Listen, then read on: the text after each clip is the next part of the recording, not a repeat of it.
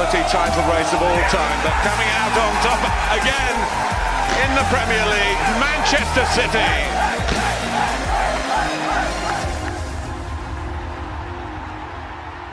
Alright, boys and girls, it is currently the day after KSI versus Logan Paul 2, so a little bit of a disclaimer before this video starts. This video may be a bit shit, like I'm not going to lie to you, I'm not going to sit here and say it's going to be my best video ever. I'm just fucking all over the place after what I witnessed last night. I stayed up to watch KSI versus Logan Paul. I'm not going to go into any detail of it now because I'm hoping to save it for a podcast with Jack next week. But Jesus Christ, lads, what these guys have done for YouTube is just absolutely incredible. They've put us on the... oh my god, my fucking voice is gone. They've put YouTube in... You know, they've forced us into the mainstream media now, and they can't but put up with us now at this stage, to be perfectly honest. They can't ignore it now at this stage, is what I'm trying to say. KSI is someone that I've watched since I've started watching YouTube, since I was 13, 14 years old. He's an absolute icon, and not only that, he's an absolute fucking warrior. I mean, to go to Logan Paul's backyard and beat him in front of his own fans is fucking incredible, to be perfectly honest. And the way the UK YouTubers have, I suppose, represented the YouTube scene over in LA over the past week, like looking at the likes of Joe Weller, Anisan Gibb, Ethan Payne, and you know all the rest of the Sidemen boys who've showed up on a lot of mainstream media platforms over the last week, but they've really handled themselves very, very well, and I have nothing but praise for absolutely every single one of them. But as for KSI, I mean, he keeps fucking delivering. You can't put this man down. Whatever he puts his mind to, he can achieve, and that's a very, very special quality to have in someone.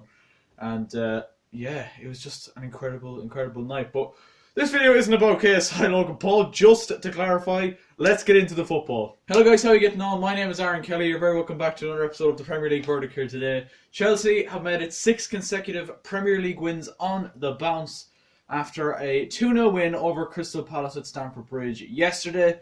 And believe it or not, I cannot believe I'm saying this, but we're into another international break. Like, what is going on? It just feels like every 2 or 3 weeks now we're getting another international break. Like, it's an absolute joke, and I can't be arsed with it, man.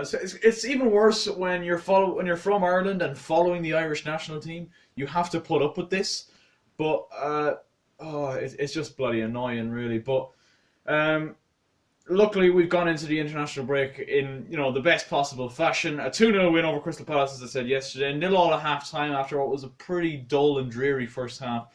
But second half goals from who seem to be our two marksmen at the minute, and Tammy Abraham and Christian Pulisic got the Chelsea goals to claim the 3 points for Frank Lampard's men. And temporarily we went up to second, obviously. And Leicester then played later on in the evening against Arsenal. Man City are playing Liverpool today. I'm going to give my kind of predictions for that. A bit dangerous on the day of the match, but whatever. But yeah, Chelsea going absolutely brilliant in a minute, and I think it's as good a run of form you can hope for going into our next game, and we're going to need everyone at their absolute best when we play Manchester City after the international break. But yeah, I can't ask for much more than what we're getting at the minute. A great desire, hunger from the players when we don't have the ball to run back and win it back. Like Mateo Kovacic was brilliant yesterday, and N'Golo Kante was back, and Jorginho was out. After the week that was in it, an incredible result on Tuesday evening against Ajax after being, well behind, after being 4-1 down in that game, to come back and win, or it felt like a win, but to draw 4-4, and we could have won it only for a VAR decision, was absolutely incredible. The fact that we can keep that going, like not just have a little bit of a hangover because of that incredible performance on Tuesday evening, but yeah, the lads are delivering at the minute. Reece James got the goal that equalised against Ajax during the week, and he was gifted with a start yesterday, and he absolutely delivered. He had Wilf Zaha in his pocket for pretty much the entirety of the 90 minutes. I'm failing to really think of any clear moments where Wilf Zaha caused Chelsea any problems, but the main threat came when it was a James Tompkins effort from a free kick or a corner. It was I don't think he knew an awful lot about it, but it's one of those ones that could have easily crept in past Kepa after the week he had. I mean, how unlucky was he against Ajax with that Ziyech free kick? But yeah, no, Palace never really posed a huge amount of threat. You always kind of believed that Chelsea were going to be the ones that were going to get the win in the end. And Tammy Abraham with his 10th goal in an incredible Premier League season for him so far, and he's already now equalled Marcus Rashford's best ever tally of Premier League goals in a single season. So take from that what you will. I'm not going to go around here saying Tammy Abraham's better than Marcus Rashford, but you know, we're in November now and he's already matched his best ever scoring season. Like, think about that for a minute. Again, not making any facts, you know, I'm not spitting any, you know, it's just assumptions is what I'm trying to say here. You know, we're assuming things here. But yeah, he got the first goal. Pulisic got the second one, following up after a Batshuayi effort was deflected. And it was another header from Christian Pulisic. I mean, one of, you know, the easiest headers he could ever score. But yeah, very, very good performance. I wouldn't say our best performance, but certainly a game where we had to just go out, get the 3 points, get the job done. And it was early on in the day as well, so we were looking forward to the later games. Obviously, Tottenham and Arsenal were both playing yesterday. Manchester United, Liverpool, Tottenham, or City rather, all playing today. So it was important for us to send out a statement to the rest of them teams. And once again, Tottenham and Arsenal both dropped points, starting off with Tottenham, who drew 1-1 with Sheffield United.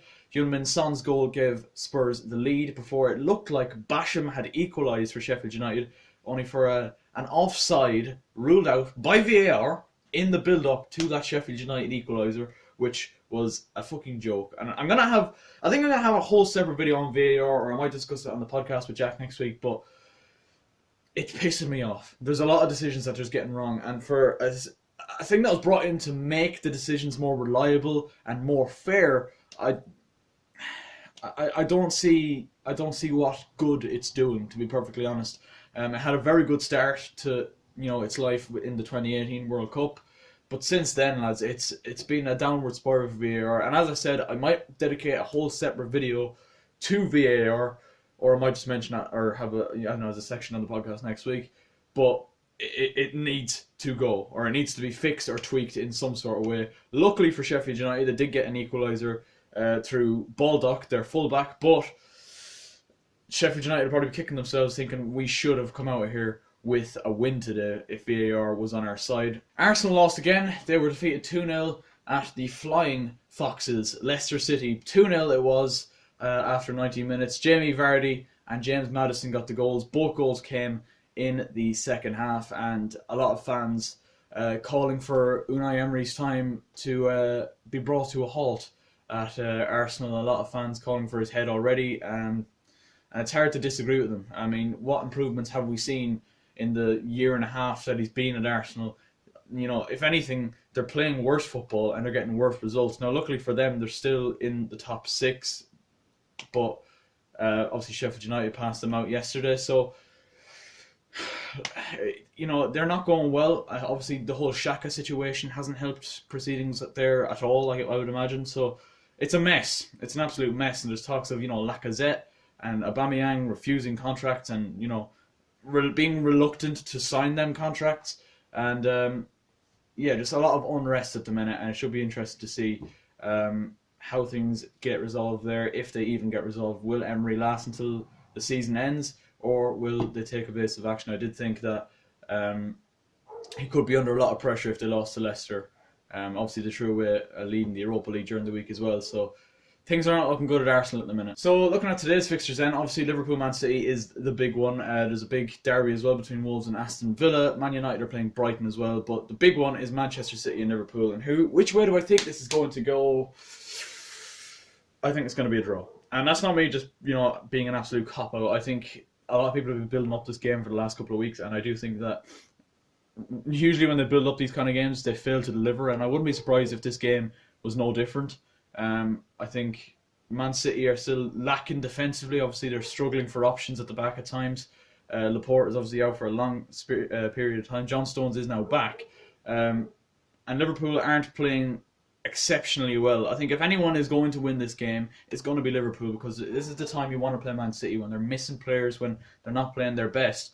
If Liverpool can turn it on like they did against Spurs a couple of weeks ago, I think Liverpool will get the win. But I'm going for a draw. I think City will hold out. And it'll be interesting to see what kind of knock-on effect that has going into the next game, which is against Chelsea after the international break. Right, ladies and gentlemen, that is enough for today's video. I hope you did enjoy. Make sure you do leave a like if you did, and subscribe down below if you're new. It's completely free. It doesn't cost you a single penny. Can we hit 300 subscribers by the end of the year? That's the question I asked on my Instagram the other day. A lot of you said, of course, so why not subscribe? You know, it's, as I said, it's free. You might as well. Leave a like if you enjoyed, as I said. Subscribe if you're new, and good luck.